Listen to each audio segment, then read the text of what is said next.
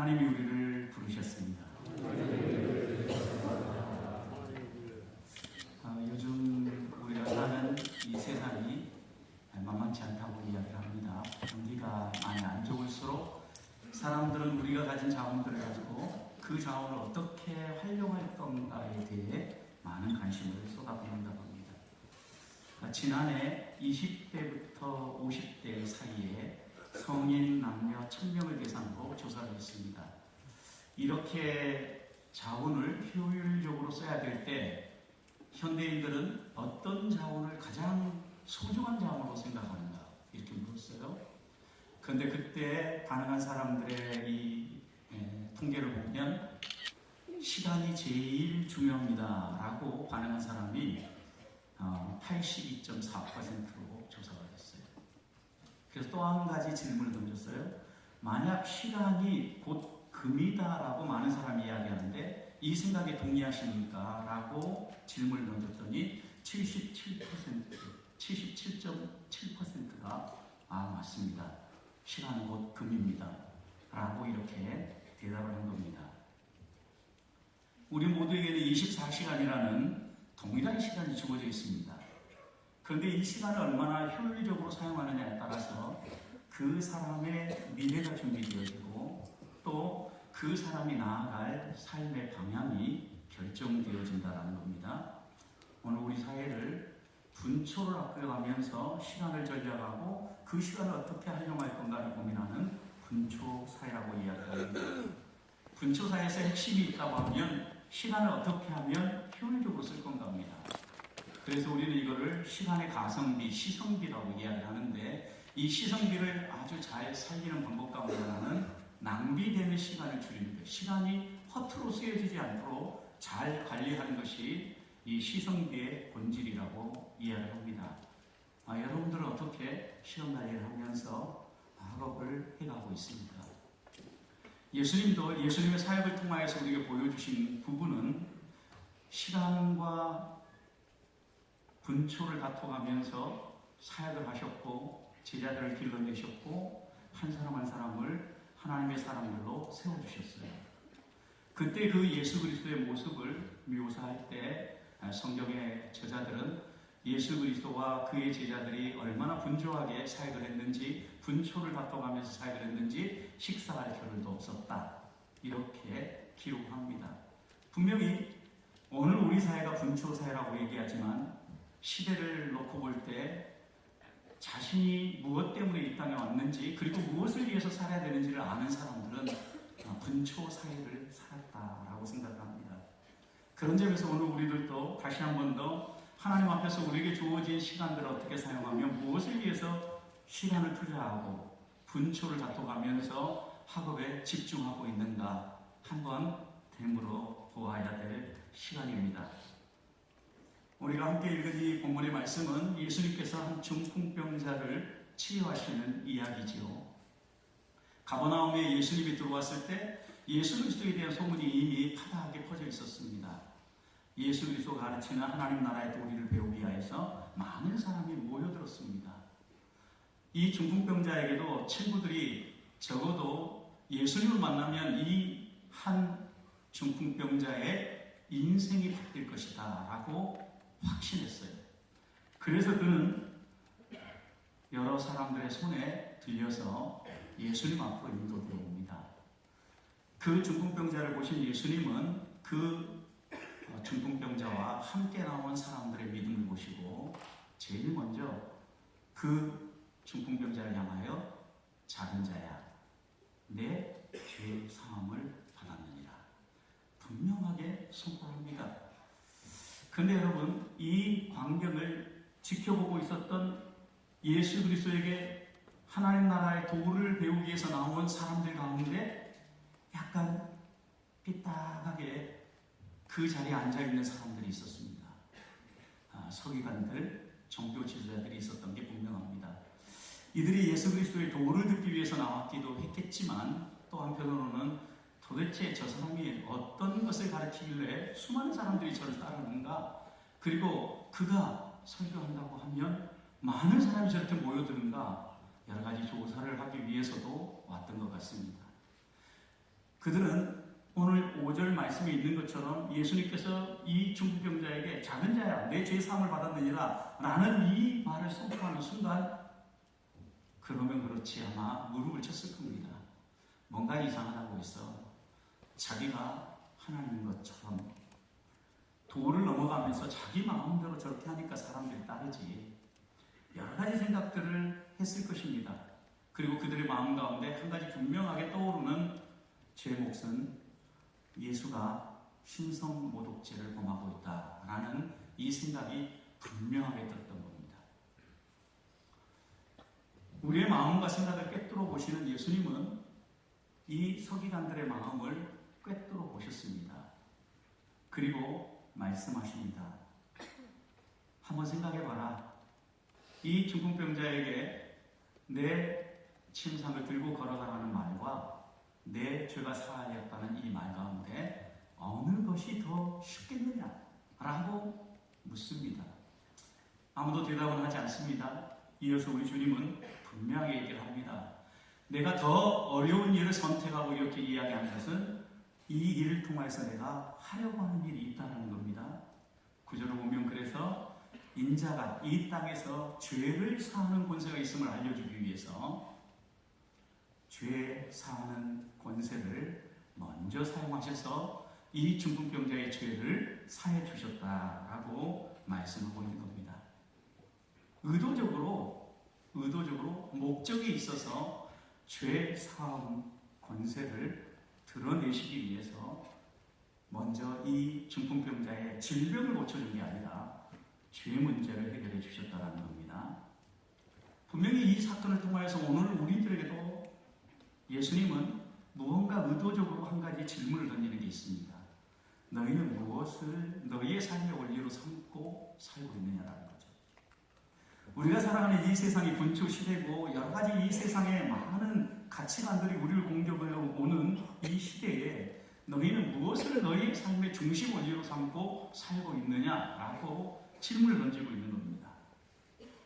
중요한 선택을 할 때 너희의 선택의 기준은 뭐냐? 너희의 가치의 기준은 무엇이냐? 라고 묻고 있는 겁니다. 중풍병은 내 혈액이 잘 공급되지 않거나 혈액이 공급되어지는 혈관이 파열되어져서 몸의 일부분 내지는 몸 전체가 마비되는 이런 질병입니다. 오늘 이 본문의 이 중풍병자는 침상채 여러 사람의 손에 들려서 옮겨온 걸 보면 전신이 마비된 사람임이 분명합니다. 여러분, 이런 사람에게 내 침상을 들고 걸어가라고 말하는 것 쉽지 않은 이야기입니다. 이미 이 사람은 전혀 움직일 기미가 보이지 않고 그 당시의 의술로도 고칠 수 없다라고 생각하는 질병을 앓고 있는 사람입니다. 분명히 그에게 침상을 들고 가라고 말하는 것 어려운 일입니다. 여기에 예수님이 도대체 이 병자를 어떻게 대하는가 보자라고 마치 엿보듯이 예수님의 행동을 살피는 이 서기관들을 우리 주님은 분명히 꿰뚫어 보셨을 겁니다. 저희들이 어떤 마음으로 지금 나를 보는지 다 아셨기 때문에 신성모독이라는 불편한 감정을 가진 그들을 향하여서 예수님께서는 다시 질문을 던질 수 있었던 거죠. 그렇다고 하면 이 서기관들의 의도를 알았다면 예수님이 이 중풍병자의 죄를 사하는 권세를 드러내는 것은 위험한 일입니다. 종교적으로 판단한다면 사람들이 분명히 자신을 하나님의 아들로 인정하지 않는다면 처형당할 수 있는 아주 심각한 죄에 해당된다는 걸 우리 주님은 분명히 아셨어요. 어려운 일, 위험한 일이 펼쳐져 있었지만 우리 주님은 무엇이 옳은가를 생각하셨어요. 이 중풍병자에게 지금 가장 필요한 게 무엇인가를 생각한 거죠. 누워서 생활하다 보니까 사람들과의 관계가 깨어졌습니다. 여러 사람들과 교류를 할 수가 없습니다. 죄인 취급을 합니다. 불치병이니까 아마 저 사람은 전생이든 아니면 부모든 누군가가 잘못해서 저런 천벌을 받았을 것이다 라고 부정적 시각을 가지고 그 중풍병자를 바라보았을 겁니다. 주님은 이 중풍병자에게 바로 이런 문제를 풀어주어야 되겠다라고 생각하신 거죠. 단절된 관계를 회복시켜 주셔야겠다 마음먹으신 거죠. 죄는 우리의 인간관계를 깨뜨리지 않습니까? 이기적이고 자기중심적인 이 죄의 본질 자체가 많은 사람의 관계를 깨뜨릴 뿐만 아니라 하나님과 우리의 관계도 확연하게 깨뜨립니다. 우리 주님은 이 죄 문제부터 해결해서 깨어진 관계를 회복하고 그 다음 마음껏 본인이 소망하고 하나님이 원하시는 삶을 살아갈 수 있도록 그의 몸도 치유하기를 원했던 겁니다. 무엇이 더 쉬운 일인가? 무엇이 더 효율적인가를 찾는 세상입니다. 혹시 여러분은 이 교정에서 학업을 할 때 무엇이 내 인생에 더 효율적인가? 어떻게 가는 것이 이 세상에서 좀 더 성공하고 쉽게 가는 길인가 찾고 있지 않습니까? 이런 우리들에게 우리 주님은 다시 묻습니다. 무엇이 옳은 길이냐? 너희가 평생 붙잡고 따라가야 될 길은 무엇이냐? 너를 위한 길이지만 동시에 너만 아니라 너의 이웃을 위한 길은 무엇이냐? 라고 묻고 있는 겁니다. 제가 신학과 2학년을 마치고 군대에 다녀왔습니다. 군대 갈 때 같이 스터디를 하던 한 여학우가 저에게 이렇게 얘기를 했습니다. 남자들은 군대 가면 세상 사는 법을 배운다던데 요령을 배운다던데 야 너는 가서 요령 피우지 말고 정도를 줬다 와라. 이렇게 여학우가 군대 가는 저에게 이야기를 했습니다. 그때 가만히 생각을 해보니까 그 당시에는 군대도 안 가본 학우가 어떻게 알고 또 소문만 듣고 무엇이 군생활인지 알고 저런 말을 하는 것일까부터 시작해서 많은 생각이 서운한 감정까지 들었어요. 근데 군대 가서 군생활 하면서 생각을 해보니까 요령을 배운다는 것과 정도를 거두면서 옳은 일을 하며 산다는 것이 참 갈등이라는 걸 경험했어요. 그리고 제가 이 군생활을 마치는 동안 그때 그냥 평범하게 지나갈 만한 이 한마디의 이야기가 저의 군생활을 움직이는 아주 중요한 요소 가운데 하나가 된 거예요. 근데 그게 군생활만이 아니더라고요.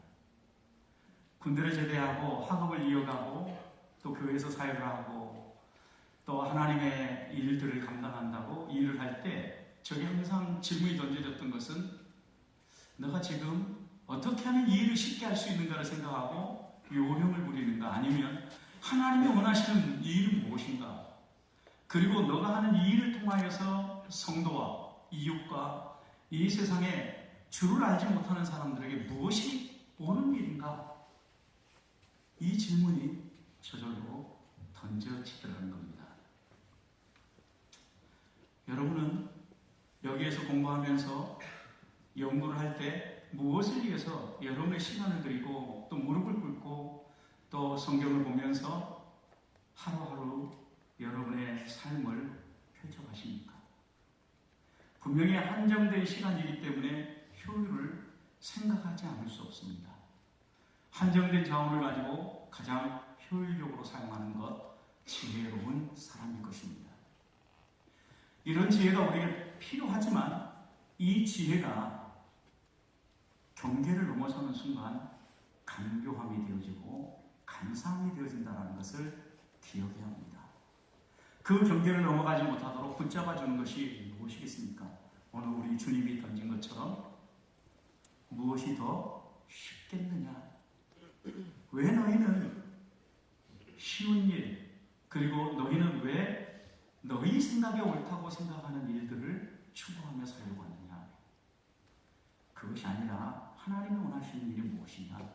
성경의 진리가 가르치는 길은 무엇이냐? 너희가 어떻게 걸어가야 너희의 삶을 통하여 이웃이 행복하고 온 사람들이 하나님을 바라볼 수 있겠느냐? 라고 오늘 우리들에게 질문하는 것입니다. 저는 오늘 함께 이 예배를 드리는 우리 모든 하부들이 우리의 마음 가운데 내 인생을 살아가는 내 인생의 중요한 질문은 무엇인가? 다시 한번 마음을 새기면서 오늘의 이 말씀이 쉬운 길, 효율적인 길, 그리고 성공의 길보다는 하나님이 부르시는 길, 그리고 보다 옳은 길을 찾아가기를, 그리고 그 길을 선택하기 위해서 부단히 하나님을 붙들고 기도하는 우리 하부들이 되시기를 주님의 이름으로 축복합니다. 함께 기도하겠습니다. 하나님 고맙습니다. 이렇게 함께 귀한 후배들과 하나님의 말씀을 나눌 수 있도록 인도해 주신 것 감사합니다. 우리 인생을 다시 한번 되돌아볼 때 무엇을 위해서 이 교정에서 우리가 열심히 학문을 하며 믿음의 길을 걸어가고 있는지 돌아봅니다. 학업을 마친 후에 우리가 어떠한 상황으로 서서 이 땅 가운데서 하나님의 일꾼으로 살아갈지 꿈꿔봅니다. 하나님, 이 모든 일들을 꿈꾸며 걸어갈 때 우리의 마음속에 놓치지 않을 질문 하나를 마음에 새기게 해주십시오. 무엇이 쉬운가? 무엇이 효율적인가? 무엇이 성공의 길인가? 묻기 전에 무엇이 하나님이 원하시는 길인가? 무엇이 하나님의 뜻인가? 물으면서 우리 주님처럼 생각하고 우리 주님처럼 말하고 우리 주님처럼 따라가는 우리 모든 학우들 될 수 있도록, 또 우리 믿음의 총신대학이 될 수 있도록 인도해 주시옵소서. 예수님 이름으로 기도합니다. 아멘.